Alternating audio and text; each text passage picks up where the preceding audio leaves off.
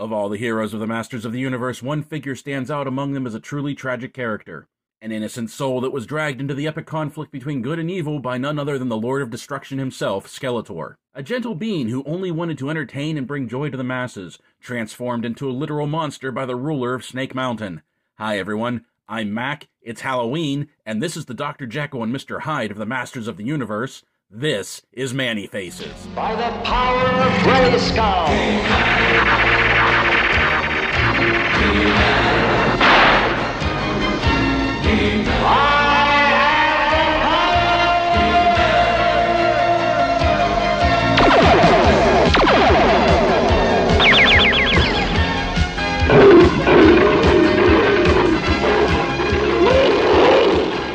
In the Filmation cartoon, Man-E-Faces was apparently some sort of mutant that possessed the ability to change his face. This made him hated and feared by the village in which he grew up, so he became a highwayman of sorts, terrorizing and stealing from the populace out of insecurity and the need for survival. But when he was found and accepted by the heroic warriors of Eternia, he was redeemed through the power of friendship. But that's boring. In the mini-comic, we have a darker, more tragic origin to the face changer. In the ordeal of Man-E-Faces, we are introduced to our hero on the first page and are told that he is a master of the stage, a famed actor known as Man-E-Faces. I like this right from the start because it implies that his name, Man-E-Faces, is his stage name, the name he uses while traveling Eternia and performing his art. Teela and He-Man watch his performance, with Teela wondering what his real face looks like. Also in the crowd lurks the demon Skeletor. After his performance, the skull-faced master of Snake Mountain awaits the merry actor in his wagon and forces the man to drink down a vile potion of the Lord of Destruction's own concoction. This potion turns the innocent man into a vile, monstrous creature that is loyal only to Skeletor. The evil master tells the beast that now lives within Man-E-Faces to bide his time and wipes the actor's memory of their meeting.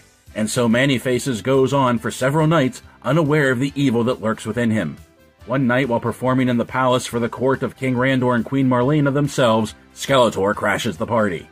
He-Man, Teela, and Man-at-Arms leap to the noble's defenses as Skeletor levels his half of the power sword to fire a mystic blast.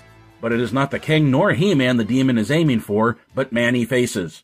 In an instant, the Lord of Destruction awakens the monster within the actor, and the loyal beast turns on those who would attack him, swatting Man-at-Arms aside with the swipe of his taloned hand. Skeletor and the bestial Man-E-Faces abduct Teela and flee with her as their captive, a captive to be sacrificed to the demon. Well, he's just a demon. How did they not name this demon? They name everything in this series.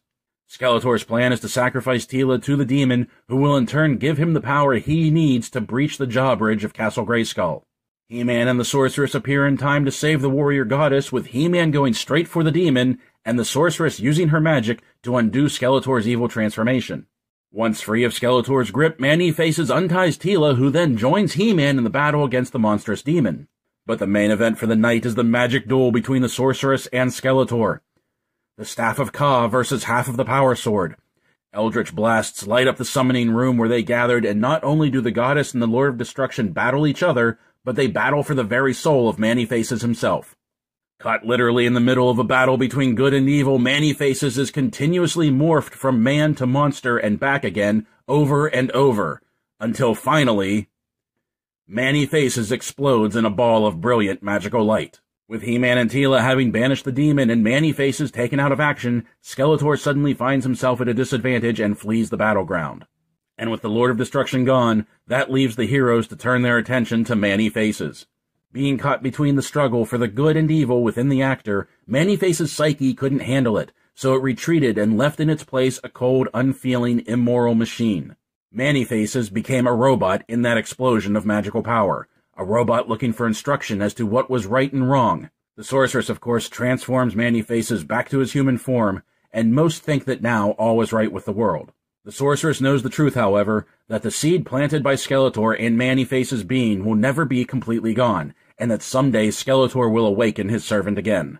I liked this comic. I liked this comic a lot when I was a kid. There were a number of things that made this issue stand out, and not just because it introduced us to Man-E-Faces. It was the unofficial first appearance of Zor, though in this he was simply called Falcon.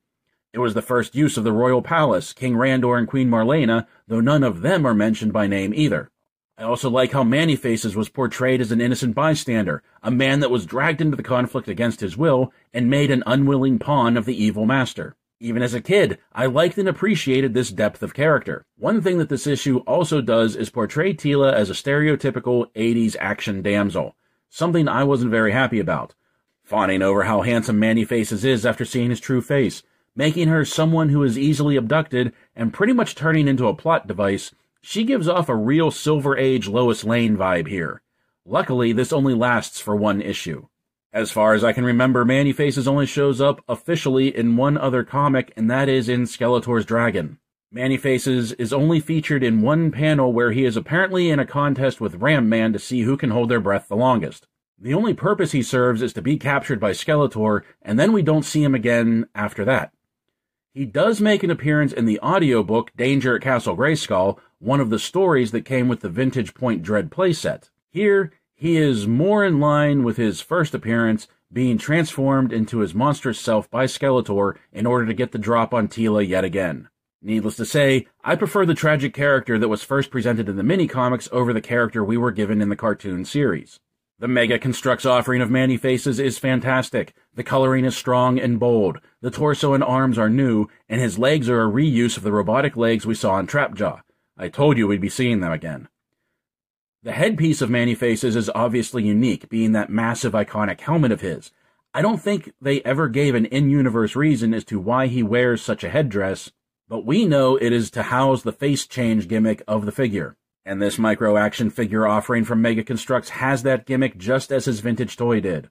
By turning the large purple knob on top of his helmet, Man-E-Faces can display either his normal human face, his cold, unfeeling robotic self,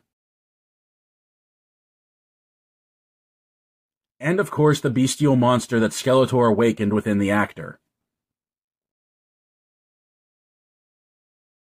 The look for each of Man-E-Faces' three personas is a dead ringer for his 80s vintage action figure, and that's pretty impressive for a figure that is scaled so small.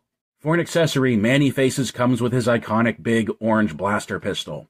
Man-E-Faces came with this same pistol in the 80s, and I appreciate that Mega Construx replicated this weapon along with its unique design. The look of his pistol is integral to the character, and, if I remember correctly, was never used for another Masters of the Universe figure, though it did appear in a weapons pack. Just another piece to make Man-E-Faces a unique character. As with all the card-backed Mega Construx Motu figures, Man-E-Faces comes with a display stand with his name printed across the front. When Mega Construx started the Masters of the Universe line, I wondered how deep they were going to dive into the line, and wondered if some of the characters were going to be able to have their play gimmicks integrated into them. Man-E-Faces was one of those characters, and I'm very happy to see that they came through and made an incredibly accurate representation of the original character. From the coloring to the style to his armor to his face changeability, I don't think they could have done any better with this one. The vintage figure is famous for having come with a large weapons collection that was basically recolorings of the Castle Grayskull weapons, earning him the name Man-E Weapons by some fans. The Mega Construx figure, however, does not come with such a pack. With the release of Mechanic and Man-E-Faces, I hope this means we are going to be getting more gimmick-heavy figures down the line, characters like Extendar and Rio Blast. Remember, if you don't have this online 5-pack yet, it is available now for sale on Amazon as of the time of this recording. I'll put a link to that in the description below. We still have Roboto to take a look at from this set, so until then, my friends, happy Halloween. Stay safe, stay healthy, and as always, thank you for watching.